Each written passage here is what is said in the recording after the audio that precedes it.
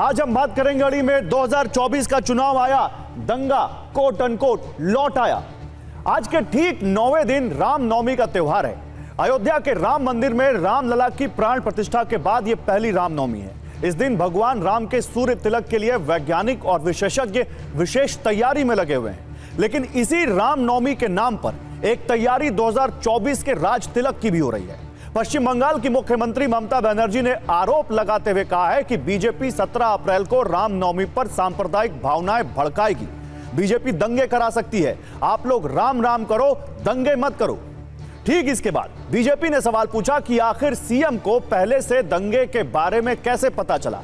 इतना ही नहीं, प्रधानमंत्री मोदी ने कांग्रेस को घेरते हुए पूछा, राम मंदिर से इतनी नफरत। उन्होंने कहा कि कांग्रेस के मन में इतना जहर भरा है कि राम मंदिर के प्राण प्रतिष्ठा में जाने वाले पार्टी के कुछ नेताओं को 6 साल के लिए पार्टी से ही निकाल दिया। रामनवमी आ रही है, ये पाप करने वालों को भूलना मत भाइयों। पीएम मोदी ने विपक्ष से पूछा, राम की विरासत से आपकी क्या दुश्मनी है भाई।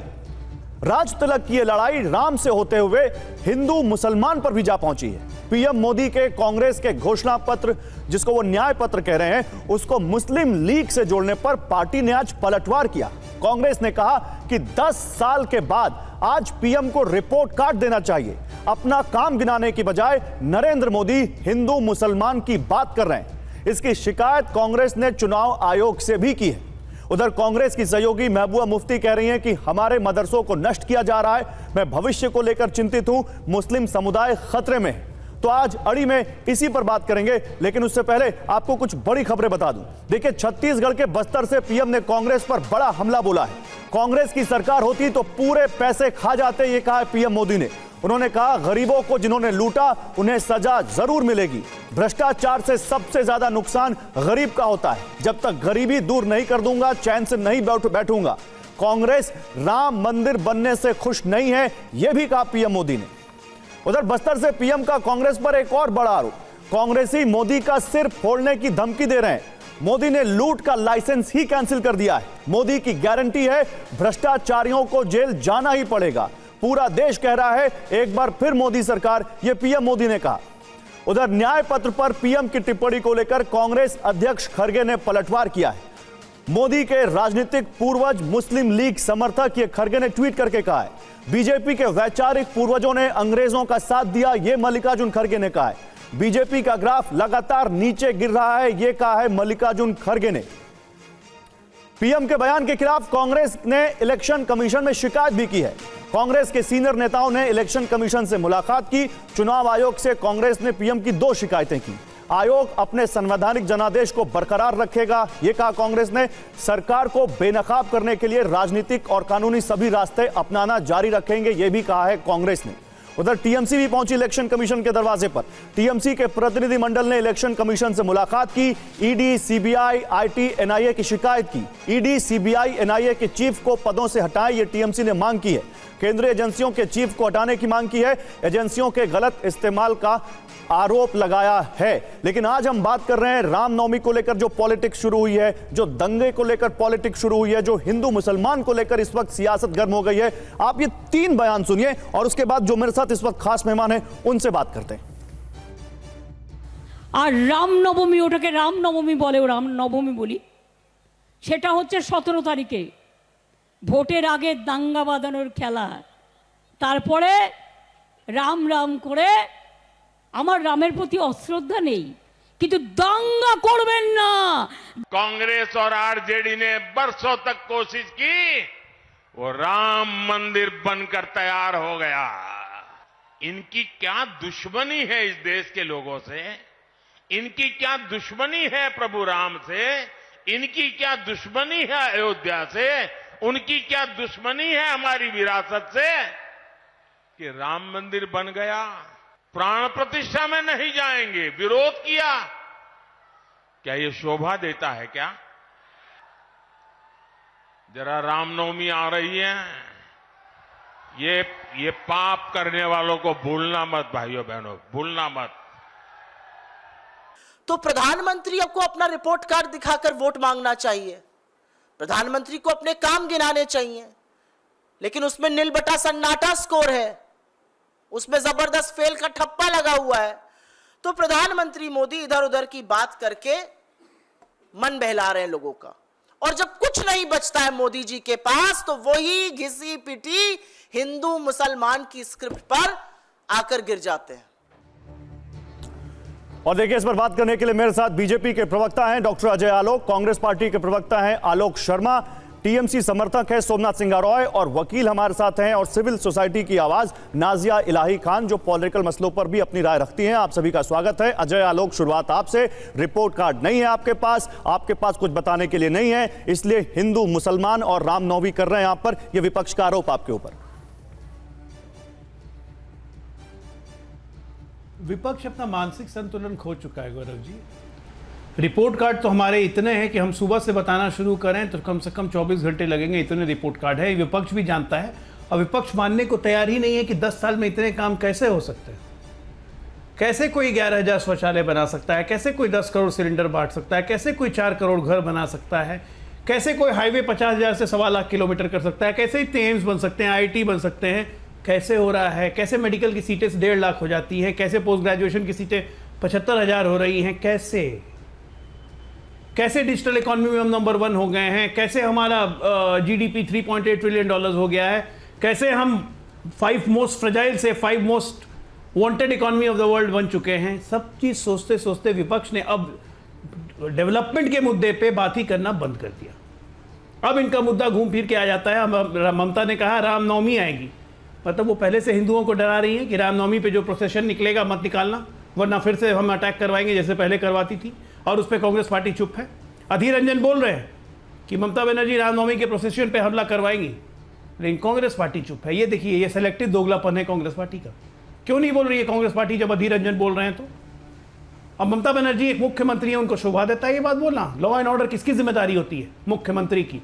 रामनवमी पे हिंदू प्रोसेशन नहीं निकालेगा तो कब निकालेगा?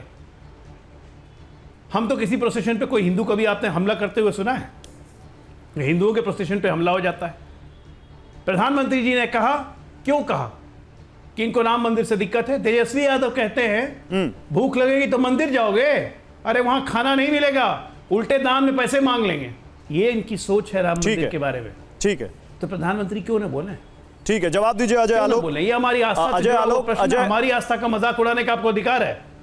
जवाब दीजिए अजय आलोक। आप पर जो आरोप लगा रहे हैं आलोक जी, उसका ये कह रहे हैं टीएमसी की बातों पर भी आप चुप हैं, आरजेडी की बातों पर भी चुप हैं, और आप पर तो आरोप लगा ही रहे कि जो राम की प्राण प्रतिष्ठा में गए उनको आपने पार्टी से निकाल दिया, और आज आप इन पर हिंदू मुसलमान करने का आरोप लगा रहे हैं।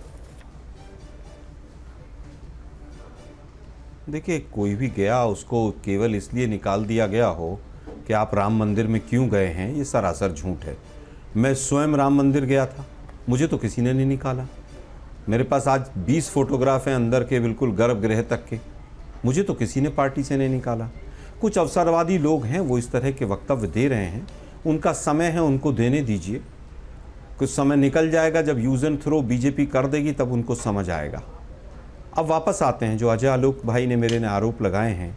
भाई राम मंदिर के लिए तो अगर किसी ने भी स्टैंड बदला तो बीजेपी है।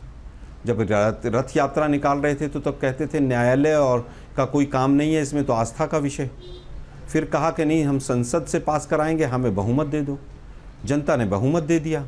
जब बहुमत दे दिया तो कहने लगे ये तो न्यायालय का, सुप्रीम कोर्ट का मैटर है। तो यू टर्न तो अगर किसी ने भी लिया है तो बीजेपी ने लिया है।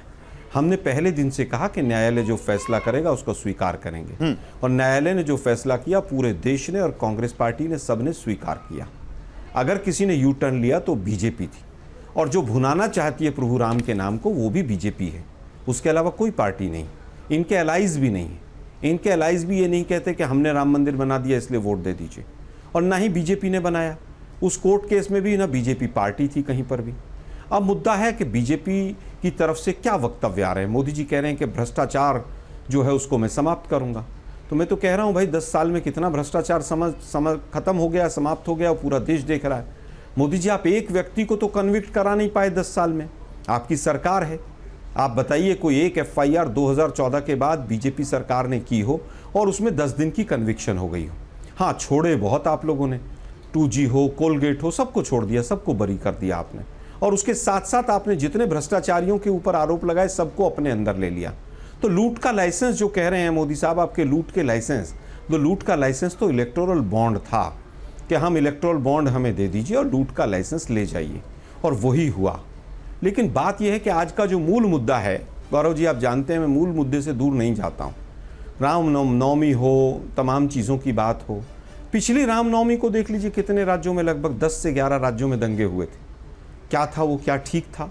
किसी की भी गलती थी, चाहे वो एक इस एक्स संप्रदाय की थी, चाहे वाई की थी। हमारे इष्ट हैं प्रभु राम, अगर उनके जन्मदिन पर देश में कहीं पर भी दंगा होता है किसी भी राज्य में और किसी की भी सरकार में, तो क्या वो अच्छी चीज हो सकती है? अब मान लीजिए विपक्ष पर तो आप आरोप लगा देंगे ममता जी तो करा देंगे, ये आप फलाना कह रहे करा हैं कि देंगे। जितने भी दंगे होते अरे हैं भाई, सब जहाँ पर बीजेपी डबल इंजन की आप इस सरकार पे कहना थी, क्या एक चाहते पर्सन हैं? है। आप कहना क्या चाहते हैं इस पे? मैं नहीं कह रहा, मैं आप मेरी पूरी बात सुन लीजिए। मेरा कहना है किसी भी दिन दंगा होना गलत है। 4000 से ज़्यादा दंगे हुए हैं 10 साल के अंदर, और वो मैक्सिमम अगर आप संख्या देखेंगे तो डबल इंजन की सरकारों में हुए। मान लेते हैं ममता जी कंट्रोल नहीं कर रही हैं, तेलंगाना में कंट्रोल नहीं हो रहा है, कहीं और कंट्रोल नहीं हो रहा है, जहाँ डबल इंजन की बीजेपी की सरकार है वहाँ पर दंगे क्यों हुए? फिर सवाल सबके ऊपर है। आज आप रामनवमी के ऊपर वोट मांग सकते हैं, लेकिन रामनवमी पर दंगे रुकवाने की जिम्मेवारी सबकी है।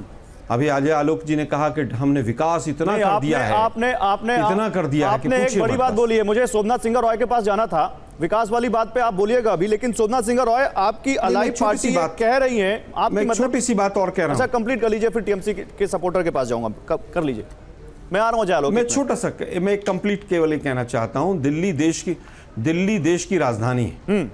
आपको याद होगा अमेरिका के राष्ट्रपति आए थे और लगभग 2 से 3 महीने तक यहाँ दंगों में दिल्ली सुलगती रही थी, और देश के प्रधानमंत्री तो कपड़े देखकर ही पहचान लेते हैं दंगाई कौन है। उसके बावजूद देश की राजधानी में दिल्ली में दंगे क्यों हुए और वो इतने लंबे समय तक क्यों नहीं रुके? ठीक है, गृह मंत्री चाणक्य थे, ठीक है,